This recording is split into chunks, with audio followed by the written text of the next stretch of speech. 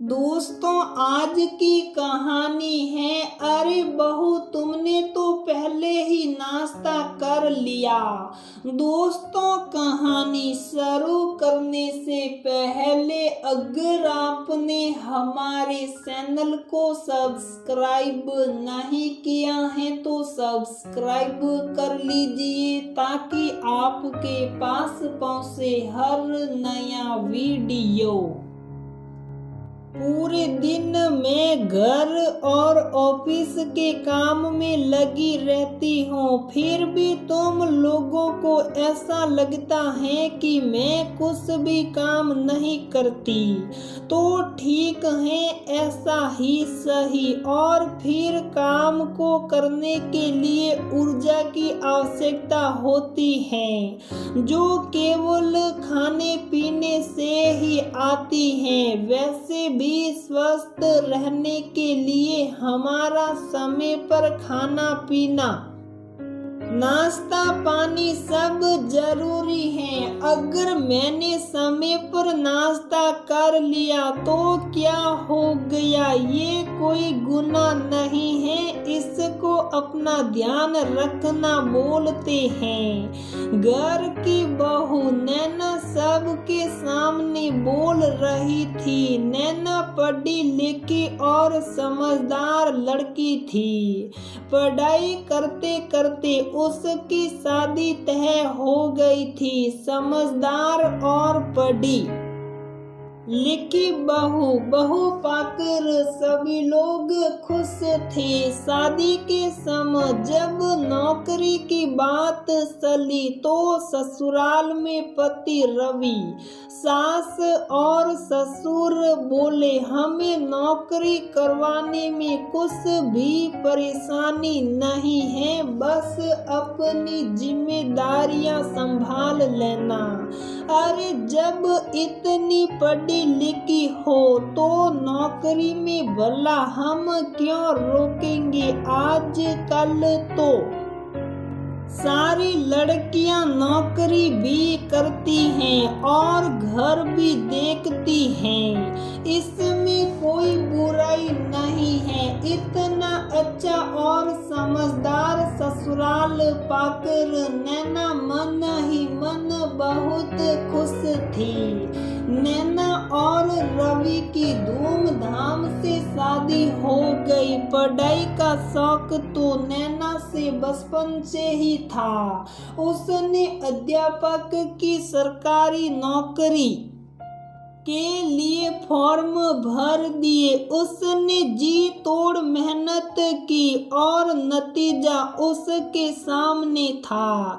उसका चुनाव सरकारी अध्यापक के लिए हो चुका था। काउंसलिंग आदि औपचारिकताओं के पश्चात अब नौकरी करने का दिन नजदीक आ रहा था।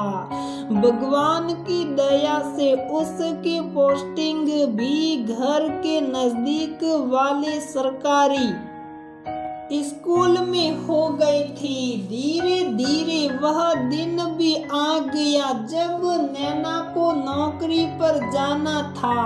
आज पहले दिन की वजह से केवल कुछ समय के लिए ही स्कूल जाना था। वह सुबह ही जल्दी उठ गई। उसने जल्दी से पूरे घर की साफ सफाई की। इसके पश्चात नहा धोकर जल्दी से रसोई घर में चली गई। उसने चाय नाश्ते की सारी तैयारियां कर दी थी। वह तो जल्दी उठ गई, लेकिन घर के बाकी सभी लोग ने रोजमर्रा के अनुसार ही जागे। रोज की तरह सास ससुर नहा धोकर पूजा करने बैठ गए। रवि भी आराम से अपने फोन में लगा हुआ व्हाट्सएप और फेसबुक चला रहा था। इन दिनों उसका भी ऑफिस का काम घर से ही चल रहा था। नैना के दिमाग में थोड़ी सी जल्दी थी क्योंकि उसका आज नौकरी पर दिन था और वह पहले दिन देरी करके बाकी अध्यापकों पर अपना प्रभाव खराब नहीं करना चाहती थी।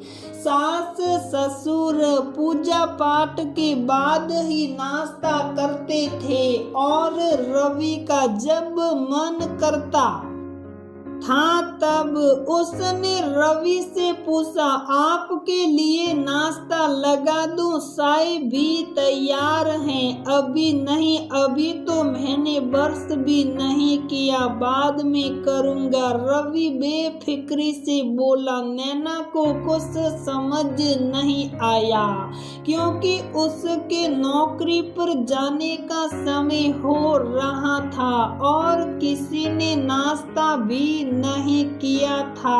उसने सोचा जाने में अभी बस थोड़ा ही समय बाकी है, ऐसा करती हूँ, पहले मैं नाश्ता कर लूँ, तब तक मम्मी पापा जी की भी पूजा हो जाएगी और रवि भी फ्री हो जाएंगे तो फिर उनका नाश्ता बना दूंगी। वैसे भी जल्दी उठने की वजह से अब भूख भी बहुत तेज लगी है। अपने कमरे में ले जाकर उसने चाय नाश्ता कर लिया। तब तक सास ससुर की भी पूजा पाठ हो चुकी थी। उनको चाय नाश्ता कराने के पश्चात वह अपनी नौकरी के लिए निकल गई। हालांकि पहले नाश्ता कर लेने के कारण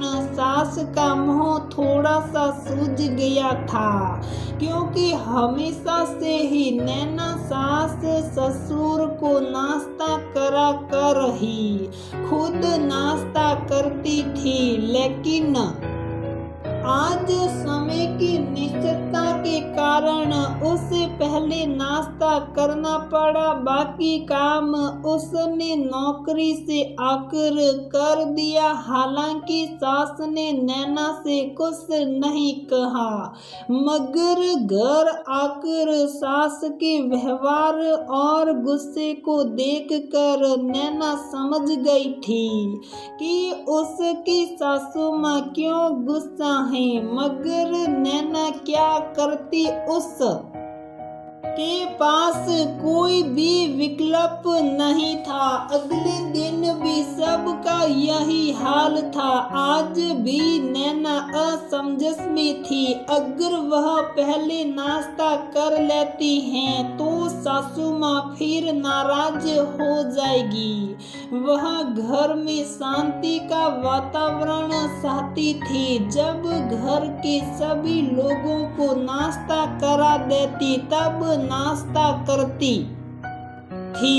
इसी बीच उसका कुछ समय बेकार चला जाता था और वह कम समय होने के कारण ठीक से नाश्ता भी नहीं कर पाती थी।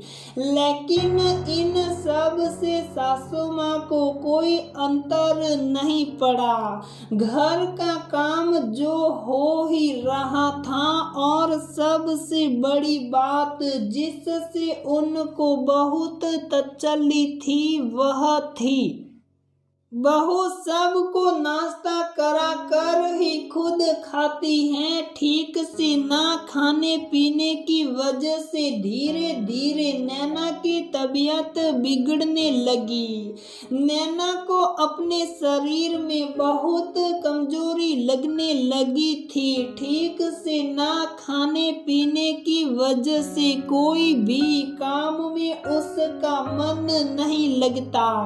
ठीक से नाश्ता करने की जगह 20-20 में उल्टी सीधी चीजें खाने की वजह से उसका वजन भी बढ़ता जा रहा था। इन सब चीजों से नैना बहुत परेशान हो गई थी। आज की स्थिति को देखते हुए उसको घर की शांति और अपने में से किसी एक को सुनना था। आज फिर उसको नौकरी पर जाना था। उसने मन ही मन कुछ निश्चय किया और अपना शाही नाश्ता ले जाकर कमरे में करने लगी। सासू माँ को ये बात अखर गई। अरे बहू, आज फिर तुम हम लोगों से पहले नाश्ता कर रही हो। तुम्हें ये तो पता है ना कि घर के बड़ों को सबसे पहले नाश्ता दिया जाता है। हाँ माँ जी, बिल्कुल सही कहा आपने। भारतीय संस्कृति के अनुसार हम सबसे पहले बड़ों को नाश्ता आदि कराते हैं, लेकिन उन बड़ों का भी कुछ फर्ज बनता है कि अगर छोटों को किसी कारणवश कहीं जाना है तो वह छोटों के अनुसार कार्य करे और अपना कार्य जल्दी समाप्त कर ले, जिससे बड़ों को भी सबसे पहले नाश्ता करने का मौका मिले और छोटे भी समय पर नाश्ता कर सके। नैना आत्मविश्वास से भरी हुई बोली, और फिर मैंने सारी तैयारियां कर ही दी हैं। अगर आप लोगों के काम ही नहीं निपटते तो मैं इसमें क्या कर सकती हूँ। सासू माँ को बहू की बात किसी भी सिरे से गलत नहीं लगी। मैं अपनी सोच पर शर्मिंदा थी।